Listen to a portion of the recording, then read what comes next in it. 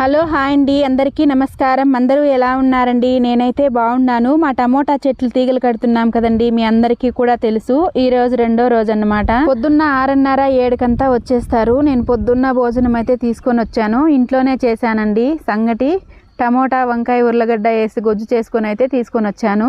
పొద్దున్న చేసిన గొజ్జే ఉంది. మధ్యాహ్నం 12:30 1 గంటకి స్టార్ట్ చేస్తే అన్నం చేయడం మళ్ళీ టైంకి అయితే కరెక్ట్గా చేసేస్తాను. ఇక్కడే చేను దగ్గరే చేసుకుంటాను ప్రతిరోజు అన్నం. నేను మా చేను మా ఇల్లు చాలా దూరం, మీ అందరికీ కూడా తెలుసు. మాటికి వెళ్ళి రావాలంటే చాలా కష్టం.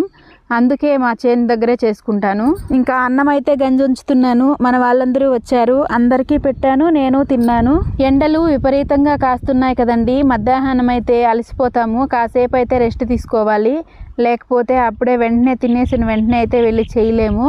కాసేపు అయితే పడుకొని లేచి మళ్ళీ మా పనికైతే మేము వెళ్ళిపోతాము. ఎంత ఎండైనా ఎంత వానైనా ఏదేమైనా సరే చేయాల్సిన పని మాత్రం ఆపకూడదు.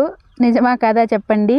ఖచ్చితంగా చేసి తీరాలి. అందులోనూ టమోటా చెట్లు తీగలు కట్టేది ఆలస్యం చేసినామనుకోండి, వాన వస్తే మళ్ళీ తీగల్లో ఉండే కాయలన్నీ పాసిపోతాయి.